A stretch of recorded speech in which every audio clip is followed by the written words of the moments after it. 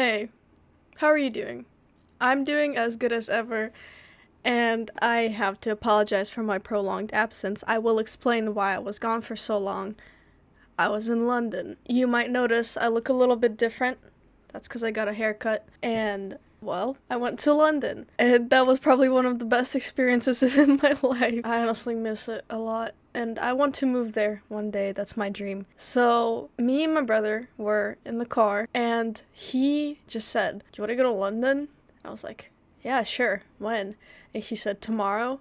I was like, "Okay." And so we packed our things and we went to London. I didn't record a lot when I was there, unfortunately, but my brother took a bunch of pictures, so I'll be showing those. First of all, when we got to Britain, of course, we had to try the local cuisine.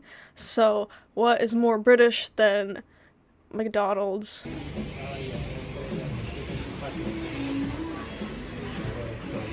After that, we went to the hotel. Of course, when we got there, we had to wait for the hotel to open, so we went to see all the big things. I did get a little bit sick when I got back from London, so if I sound weird, I'm sorry, I can't do anything about that. We looked at all the big things, the big things. The Big Ben is not very big, but it's still pretty cool. We saw the Millennium Bridge, Tower Bridge. We went to London Tower. That was one of my favorite things. It was so immersive. Like, felt like I was actually in that medieval time. There were people walking around dressed up as if they were from that time period, and they would interact too, and they'd like talked in their manner. My favorite thing probably was hearing British people. And it just sounded so natural to me. It wasn't like I got there and I was like, they sound so funny, these British people. Oh, it's Tuesday, ain't it? Oh, would you like a bottle of water? It didn't sound like weird. It just sounded like, yeah, that's how it's supposed to sound. I don't know, I just love British things. I love British people. I love the accent. I love the everything about it. It was just something new, because I'm tired of America.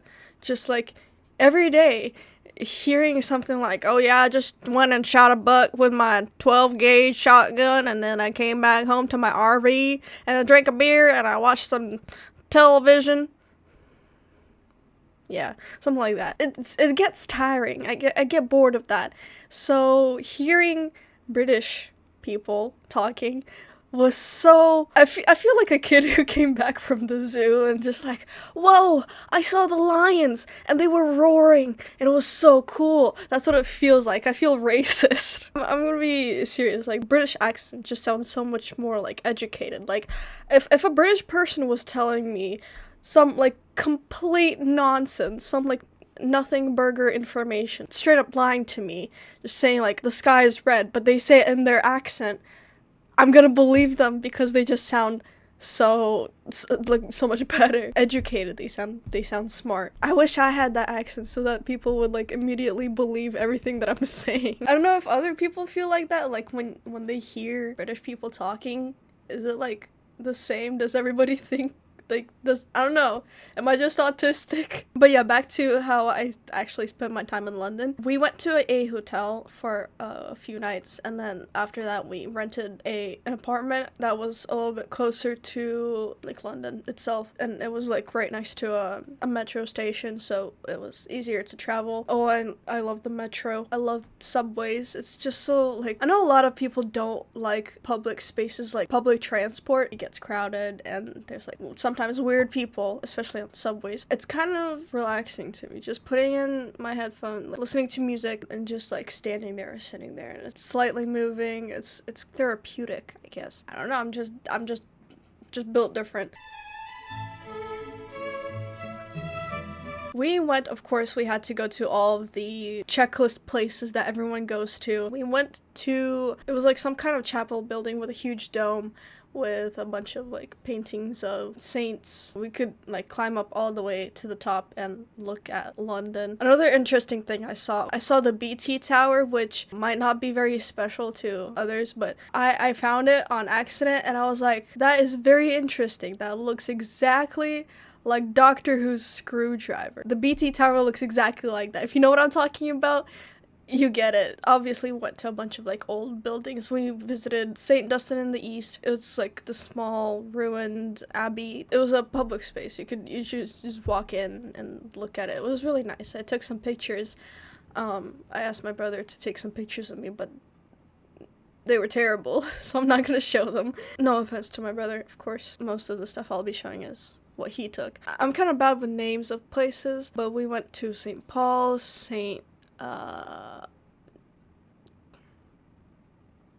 we visited a bunch of abbeys of saint people named after saints. But apart from the other, like, the big places, like the British Museum, we visited that, London Tower Bridge. But apart from that, some other interesting things that we did. We went on a tour. My brother booked a tour of places where they filmed Harry Potter. We went to the Universal Studios actual place, where we went on a tour of some sets of Harry Potter. We saw the main hall, the dining hall where they ate, and a lot of other sets like Snape's classroom, Dumbledore's office, and it was interesting to see all that, all the sets and the costumes and all the work that went into it. The Knight's bus, I saw that. How cool is that? That was honestly amazing. That tour was very informative and just interesting, and we also got to have some butterbeer. We got to see a lot of Harry Potter, like everything Harry Potter related. I even bought a wand. I got the Ravenclaw house wand. I'll show it to you. It came in this box. There's this card inside, and it says, "Your Hogwarts house is like your family, inspired by the qualities of wit, learning, and wisdom shared by fellow Ravenclaws. This wand is well suited for those who embody the traits valued by founder Rowena Ravenclaw." I think I said that right.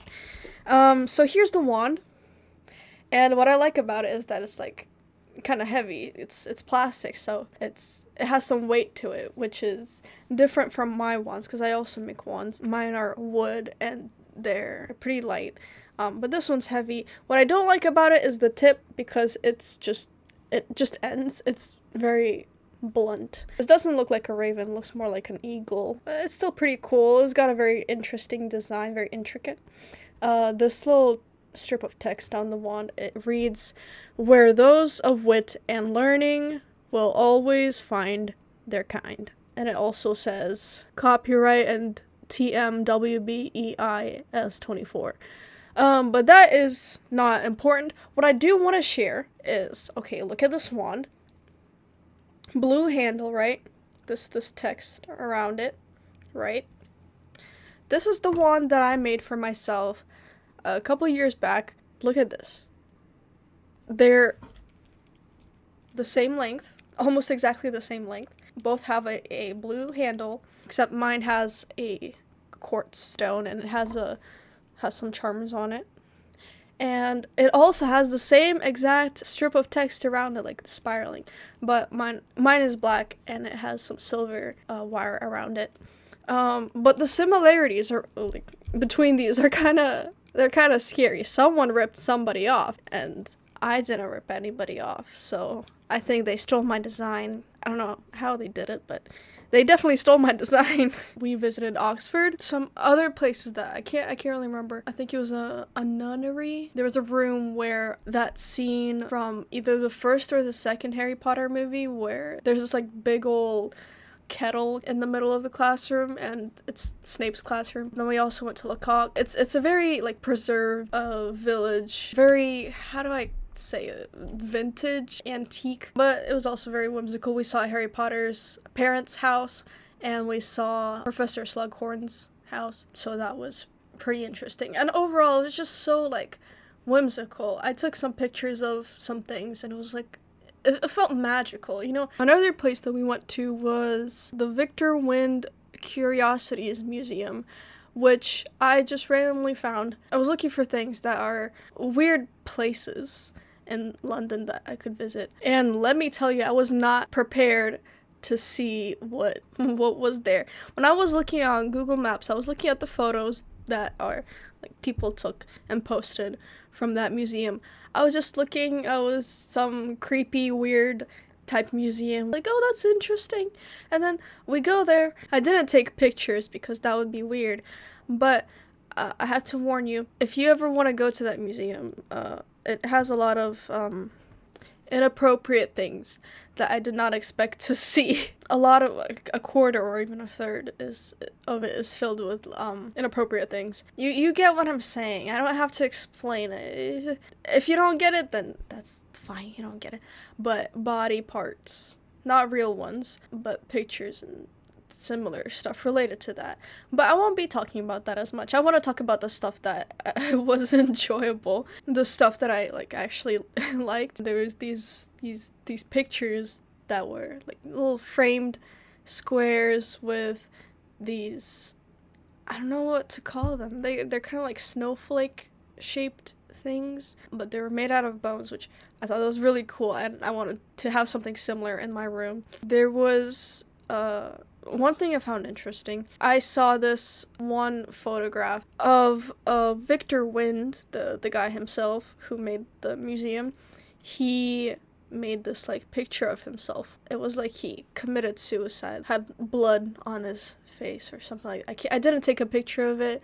It's a bit dark. I found that interesting. He took a picture of himself like committing suicide, but he didn't actually commit suicide. As far as I know, he's still alive. There was a bunch of fun things like skeletons and dead animals. There were weird, funky looking dolls. There was this one corner with like kind of like a bar seat with this table, and there's people sitting around it, but they're not actually people. They're like humanoid animals shaped like people, but they had animal heads. A goat, like a black goat. Yeah, that was an interesting thing. I think it was pretty well made.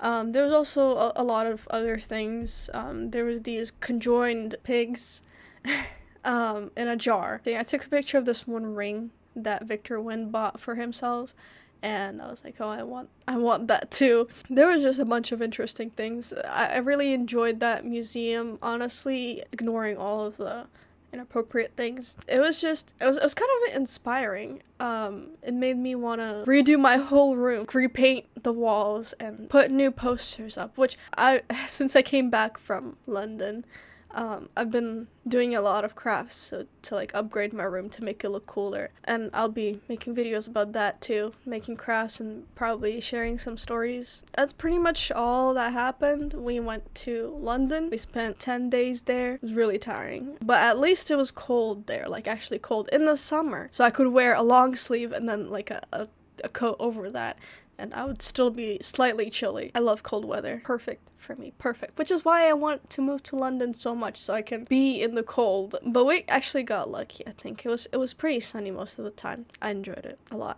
I just can't express enough how much I love that place. Our word for today is going to be denticulate, having small tooth-like projections, and that reminds me of the stereotype of British people having bad teeth because dental care is expensive. Also, they drink a lot. There's bars everywhere. There's pubs like on every single corner. Oh yeah, we went to the Old Cheshire, which is a bar where Charles Dickens went there. Yeah, so it has this like very very old-timey feel. It's a very old pub, and it has like wood everything's made out of wood and stone. It just feels so whimsical in a city where there's so much modern things. You go to this like little street, and then you enter this pub, and you're just in a wonderland where Charles Dickens once sat. And there's so many places like that. There's so many pubs that are old and just magical. It felt like I was in Harry Potter. Literally, I was technically, because I visited those places. Yeah, I recommend going there. I know I promised that I would be making more videos since it's summer, but I did not know that I would be traveling so much. First I went to camp, and then after coming back from camp, I went to London. So I promise I will be recording as much as I can now, actually.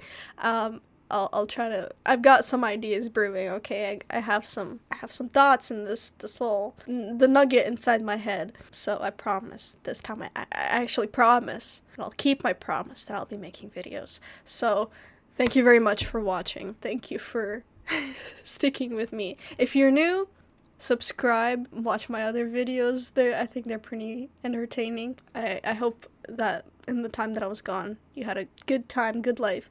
So, keep doing that. Keep having a good, fun, a happy life. And I'll see you very, very soon. Ever Bearkins, over and out.